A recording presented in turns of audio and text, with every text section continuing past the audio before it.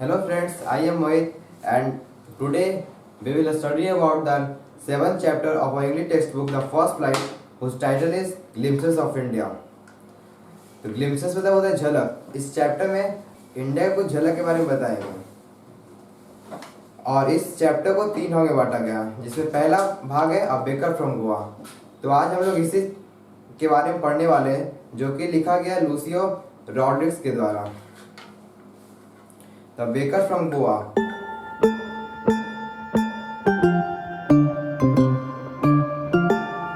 This is a paint portrait of a traditional Goan village baker who still has an important place in society. तो paint portrait मतलब होता है, portrait मतलब drawing, और paint portrait मतलब किसी चीज़ को इतने से डिस्क्राइब करता है कि उससे मतलब हम उस चीज़ को विजुअलाइज कर पाते हैं, तो उसको हम लोग पेंट पोर्ट्रेट करते हैं। तो जो लेखक है उस चैप्टर में गोवा के विलेज में जो बेकर रहते हैं उसके बारे में डिस्क्राइब किया है, और ये भी बताया कि गोवा के विलेज में इन बेकर का बहुत ही एक इम्पोर्टेंट प्लेस है, और पहले गोवा में पुर्तगाल के लोग राज करते थे। Our elders are often heard reminiscing nostalgically about those good old Portuguese days, the Portuguese and their famous loaves of bread. तो लेखक कहते हैं कि हमारे जो एल्डर्स थे वो हमेशा अपने पुराने दिन के बारे में याद करते थे, और वो पुराने दिन थे पोर्टुगीज डेज, और उन दिनों को याद करते थे। और उस समय जो ब्रेड बनता था, जो पोर्टुगीज लोग ब्रेड खाते थे, उसके बारे में याद करते थे, उसको बहुत मिस करते थे। Those eaters of loaves might have vanished, but the makers are still there. तो यहाँ पर जो ईटर्स ऑफ लोव्स है, मतलब जो ब्रेड खाते थे, वो यहाँ पर राइटर्स ने पोर्टुगीज लोग को बताया। तो राइटर बोलते कि जो पोर्टुगीज लोग थे वे तो चले गए, लेकिन जो ब्रेड बनाते थे वो आज भी यहाँ रहते हैं। We still have amongst us the mixers, the molders and those who bake the loaves. तो ब्रेड बनाने के मतलब उसमें 3 प्रोसेस किया जाता है। सबसे पहले डो को मतलब मिक्स किया जाता है, फिर उसको मोल्ड में डाला जाता है ताकि उसमें ब्रेड में शेप आ जाए, और फिर उसको बेक किया जाता है। तो वो जितने भी इसमें मशीन यूज होते थे वो सभी अभी गोवा में मतलब हैं, वहाँ के बेकर के पास अभी रहते हैं। Those as old time tested furnaces still exist. और जिस फर्नेसेस पे बेकरी लोग ब्रेड बनाते थे वो आज भी वहाँ उपस्थित हैं। इसे एज ओल्ड इसलिए कहा गया कि बहुत ही मतलब वर्षों से ये यूज होते आ रहा है, और टाइम टेस्टेड इसलिए कहा गया क्योंकि इतने वर्षों से यूज होते आ रहे हैं लेकिन खराब नहीं होते, इसीलिए इसे टाइम टेस्टेड कहा गया। The fire in the furnaces has not been extinguished. तो लेखक बता चुके हैं कि जो पोर्टुगीज लोग हैं वो तो चले गए, लेकिन जो फर्नेसेस है और जो यहाँ ब्रेड बनाता है वो आज तक गया नहीं है। अभी आज भी ब्रेड एक बहुत ही इंपॉर्टेंट प्लेस रखता है गोवा के सोसाइटी में। द थर्ड and jingle of the traditional bakers bamboo heralding his arrival in the morning can still be heard in some places. जो बेकर्स होते थे वे एक हाथ में बम्बू लेके चलते थे और एक हाथ में बास्केट लेके चलते थे जिसमें उनका ब्रेड होता था, और अपने वे बम्बू के स्टिक से उनकी जमीन में पटक के आवाज़ निकालते थे, जो कि थर्ड एंड जिंगल्स मतलब होता था उसका आवाज़, और इसी के द्वारा वो लोगों को बताते थे कि वो आ चुके हैं। May be the father is not alive but the son still carries on the family profession. तो ऑथर कहते हैं कि बहुत सारे बेकर्स मर भी चुके हैं, लेकिन उनके जो बेटे हैं उस प्रोफेशन को कैरी ऑन कर चुके हैं। अब फैमिली प्रोफेशन मतलब कि जो profession generation by generation carry on हो, उसे हम लोग फैमिली प्रोफेशन कहते हैं। तो वही लेखक कहते हैं कि बहुत सारे बेकर मर चुके हैं, लेकिन आज भी उसके जो बेटे उस बेकर के वो उस प्रोफेशन को आगे लेके जा रहे हैं। These bakers are even today known as Peddar इन गोवा। और ये जो बेकर है वो गोवा में आज भी पेडर के नाम से जाने जाते थे। पेडर एक पोर्टुगीज वर्ड है जिसका मतलब होता है baker. During our childhood in Goa the baker used to be our friend, companion and guide. तो लेखक अपने बचपन का याद करते हैं और कहते हैं कि जब हम बच्चे थे तो जो उसमें बेकर आया करता था वह हमारा फ्रेंड था, और मतलब वो घर में आते जाते रहता था। He used to come at least twice a day। वो एक दिन में कम से कम 2 बार आता था। Once when he set out in the morning on his sailing round, and then again when he returned after emptying his huge basket. और फिर लेखक बताते हैं कि 2 बार किस समय आता था। पहली बार जब वो सुबह अपने बेचने के पर्पज से जब जाता था, तो पहली बार उस समय उसके घर के पास से गुजरता था, और दूसरी बार तब जब वो अपना पूरा ब्रेड खत्म करके वापस लौटता था, तब उस समय दूसरी बार उसके घर के पास से गुजरता था। The jingling third of his bumbo woke us from sleep and we ran to meet and greet him. और उसके जो बम्बू के स्टिक से जो साउंड आता था जिंगलिंग और थर्ड का, उससे हम लोग का नींद टूट जाता था और हम लोग उससे बेकर से मिल के दौड़ के मिलने जाते थे। Why was it so? Was it for the love of the loaf? Not at all. फिर लेखक बोलते हैं कि हम लोग दौड़ के क्यों जाते थे, क्या ये मतलब उनका ब्रेड के प्रति लगाव था जिसके चलते वो दौड़कर बेकर के पास जाते थे? फिर वो कहते नहीं, ऐसा कुछ नहीं था। The loaves were brought by some Paskin or Westin, the maid servant of the house. जो ब्रेड लोव्स होते थे वे तो घर के मेड सर्वेंट द्वारा ही, वो घर के मेड सर्वेंट ही ले आते थे। या पैस्किन और वेस्टिन पोर्टुगीज वर्ड, इसका मतलब होता है maid servant. What we long for were those bread bangles which we choose carefully. हम लोग किस लिए दौड़ते थे? जो ब्रेड बैंगल्स होता था, जो ऐसा ब्रेड जो चूड़ी के शेप में होता था, उसको हम लोग बड़ी सावधानी से चुनते थे। Sometimes it was sweet bread of special milk, और कभी कभी जो ब्रेड होता था वो बहुत मीठा होता था, कुछ ब्रेड मीठा होता था। The baker made his musical entry on the scene with the zang zang sound of a specially made bamboo straw. लेखक कहते हैं जो बेकर होता था वह अपने बम्बू स्टिक से झैंग झैंग का साउंड करते हुए हमारे घर के पास आता था।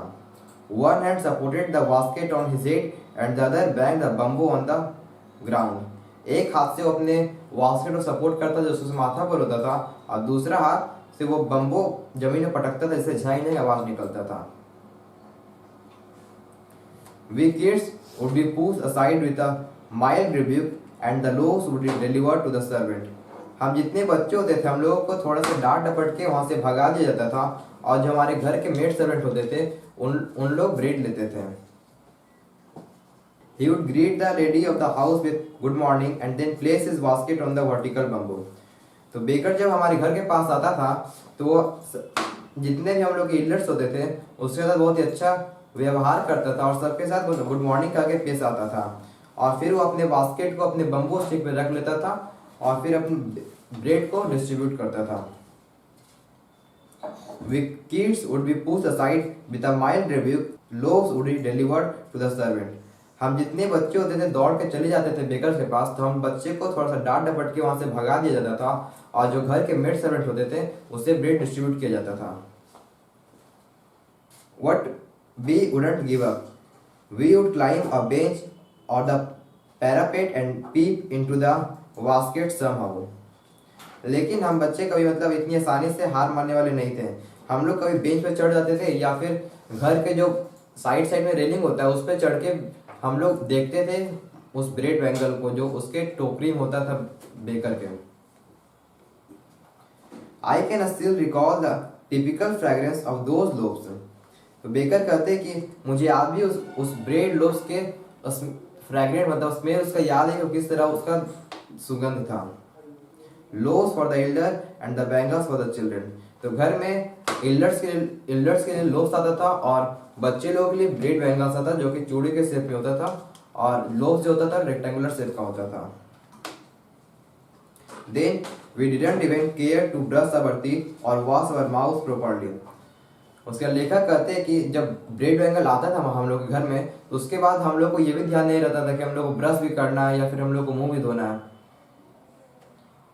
बस उन लोग आते ही साथ ब्रेड खाना स्टार्ट कर देते थे। And why should we? Who would take the trouble of plucking the mango leaf for the toothbrush?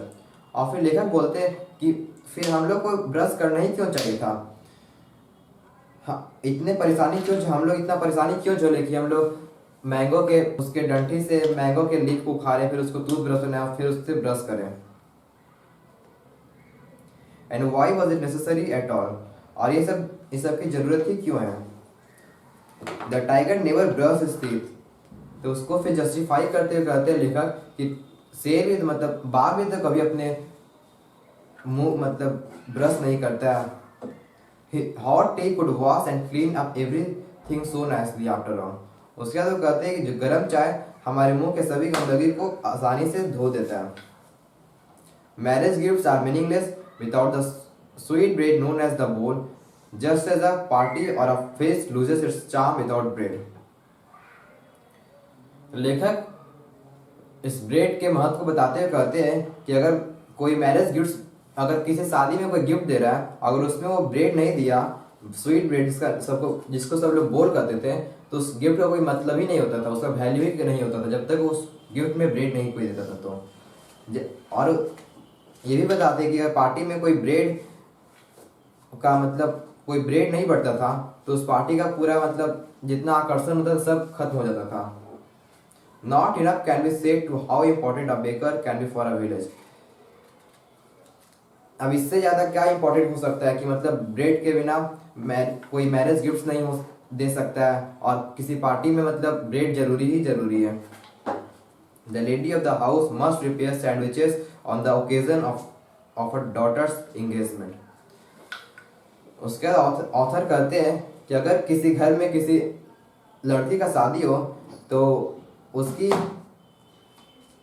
अगर किसी घर में किसी लड़की का एंगेजमेंट हो तो उसकी माँ उस पार्टी के लिए सैंडविचेस जरूर बनाती थी।